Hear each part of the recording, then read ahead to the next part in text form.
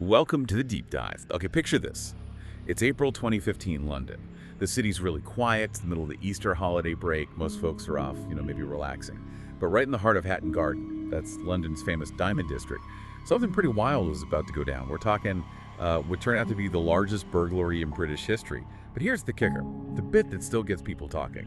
This wasn't your typical movie heist crew, young, slick, high-tech. Nope. This was a group the papers later called the Grandfather Robbers. Seriously.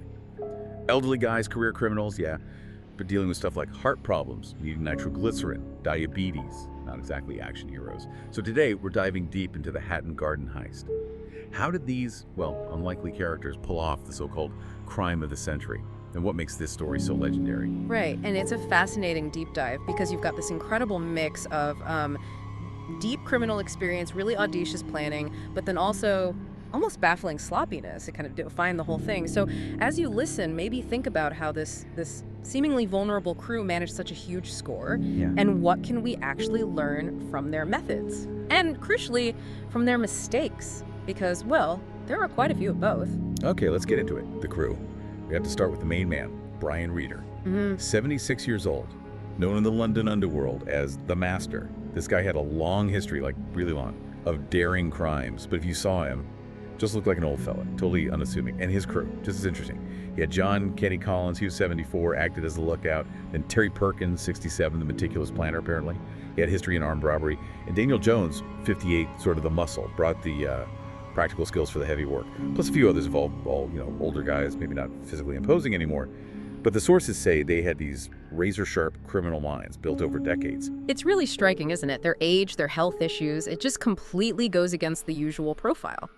These weren't young guys relying on speed or strength. They were leveraging, decades of know-how, a lifetime of criminal craft. It really says something about the value of that collective experience, maybe even wisdom in their world. They knew how to handle pressure, how to adapt when things went wrong. It makes you wonder, doesn't it? Do some skills, especially problem solving under pressure, actually sharpen with age? That's a really interesting point. Maybe that experience built a certain kind of trust too, something younger crews might lack. So you have this unique crew. What were they aiming for? What was the prize? Right, the target. It was the Hatton Garden Safe Deposit Company. Not just any vault. Smack bang in the middle of Hatton Garden, the Diamond District. I mean, the location alone tells you something. It's synonymous with high value, precious stones, serious money. This wasn't just a random choice. And inside, hundreds of safety deposit boxes, rumored to hold, millions. Gold, cash, diamonds. Belonging to jewelers, wealthy clients, a proper treasure trove, like something out of a story. But hitting a place like that, timing must have been absolutely critical, yeah. Oh, absolutely critical. Foundational, really. Yeah. That Easter holiday weekend was the key. The building, the whole area would be practically deserted, much lower risk of being disturbed. It gave them the time they needed. This wasn't a quick smash and grab. It needed hours, days even. Thinking about their age, maybe needing more breaks. Was that timing genius planning, playing to their, let's say, limitations? Or just a necessary condition because they couldn't work fast? What do you think? Good question. I reckon it was probably both. Smart exploitation of the quiet period, but also, maybe a practical choice. It gave them breathing room. So, target set, timing perfect. The plan goes into action.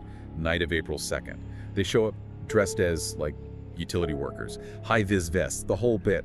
Classic of this guys, they just walk in through a side door, calmly. The CCTV footage apparently shows them looking more like maintenance guys than jewel thieves. Carrying tool bags, blending right in, almost invisible. But it wasn't smooth sailing straight away. Right. Their first attempt actually failed. They couldn't get through the main vault door. Imagine that moment, the frustration, the effort, thinking maybe it's over. Right. That initial failure, for a lot of crews, that would have been it. Cut your losses, disappear. But these guys, they had that resilience, that adaptability from years of doing this stuff. They didn't just give up. They regrouped, rethought it, and came back the next night. That speaks to a certain determination, maybe even stubbornness. What kind of drive does it take at that age to hit a wall like that and say, nope, we're going again tomorrow? And they definitely came prepared the second time. They brought the big guns, a heavy-duty Hilti drill, like an industrial monster machine made for cutting through concrete. And you just have to picture it, hours and hours in this hot, dusty basement, taking turns drilling into this thick concrete vault wall. The noise must have been incredible, the dust choking for men their age, absolutely back-breaking work. pushing themselves to the limit. It really challenges your ideas about age and physical limits, doesn't it? This wasn't just muscle, it was mental endurance too. Decades of focus, perhaps. They knew the tools, knew the process, and slowly, carefully, they did it. Drilled a hole big enough to crawl through. A huge effort, but testament to that unwavering focus. And on the other side of that hole, the prize. Over the next, 72 hours in total, they went through the safety deposit boxes, scooping up gold bars, jewelry, diamonds, bundles of cash. The estimates vary, but somewhere between, say, 14 million and maybe even 30 million pounds. A massive haul. But here's where it gets really interesting, that twist we mentioned. The whole thing, it wasn't actually that slick. You'd expect perfection, right? All that experience, meticulous planning. But no, they left tools behind, apparently ignored alarms for a while. They even, get this, took breaks for sandwiches and tea during the job. It was kind of brilliant and sloppy all at the same time. Almost human in its flaws. That's the core paradox, isn't it? And where we learn so much, it really highlights how even seasoned pros, under pressure or maybe just stuck in old habits, can make really basic mistakes. Was it overconfidence? Once they breached the wall, did they think the hard part was over? Or maybe the physical and mental toll given their age? Or perhaps their methods were just outdated for modern forensics. What does that suggest about vulnerability, even in experts? That's a great point. Maybe a bit of everything. Complacency. Or just a blind spot from operating in a different era. Before DNA and digital surveillance were everywhere, like they were so focused on getting in, they kind of neglected to clean up the exit, the little things that trip you up later. Exactly. It happens. Experts can overlook the obvious sometimes. The routines that make you good can also create blind spots. It wasn't a failure in the core strategy of getting through the wall, but in those smaller details around the edges. And those details, they mattered. So by April 7th, they're gone. Vanished. Leaving this gaping vault and a stunned public.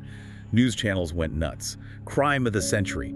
People just couldn't wrap their heads around it. Pensioners pulling off Britain's biggest burglary. It sounded impossible. Absurd almost. But, as often happens, greed and those mistakes, that sloppiness we talked about, they started to unravel things. The police investigation wasn't some flash of genius. It was solid, methodical police work. Following the digital breadcrumbs, CCTV footage, mobile phone records, and critically, DNA evidence left at the scene, directly linked to them leaving tools, maybe food wrappers, that kind of thing. It wasn't about complex new tech outsmarting them. It was basic errors catching up with them. And things moved fast then. Within weeks, the police had IDs. By May, raids across London, and the grandfather robbers were arrested. The trial apparently was quite the spectacle. In court, they looked, well, exactly like you'd expect retired granddads to look, not like master criminals. But the evidence, built on those seemingly small mistakes, was solid. They were convicted, got long sentences, some died in prison. But here's the bit that cements the legend, I think. The loot. Most of it, never found. Millions in diamonds, cash, just vanished. Into the ether, presumably the criminal underworld. And that raises a really interesting point, doesn't it? Does that missing loot, that unresolved ending, elevate the whole story from just a daring crime to something more mythical? It leaves this big question mark hanging there. Oh, absolutely. It fuels that one last job narrative, doesn't it? Like, okay, they got caught, but maybe they still won in a way, held back a big chunk of the prize that suggests they maybe did outsmart the system on that front. That mystery keeps the legend alive. You can imagine the diamonds hidden away somewhere, reinforces that idea of the cunning old foxes having the last laugh somehow. So looking back, the Hatton Garden Heist, it's just unique, bold, bizarre, definitely legendary. Not because it was perfect, far from it, but because this group of aging guys with all their health issues and quirks, they proved that experience, patience, and maybe, a touch of madness could still pull off something incredible, something seemingly impossible. And the really compelling thing is how it just shattered assumptions, assumptions about capability based on age or how someone looks. It showed that huge challenges or audacious successes can come from the most unexpected places. It's a real reminder to look past the surface. It forces you to check your own biases, really. Totally. It was, in so many ways, a final score for them. One last spectacular job that shocked everyone and became this modern folktale. It showed us that sometimes the most dangerous people in the room, or maybe just the most effective, are the ones you'd least suspect. Makes you think, doesn't it? About looking beyond appearances, not just with crime, but maybe in everyday life. Something to chew on.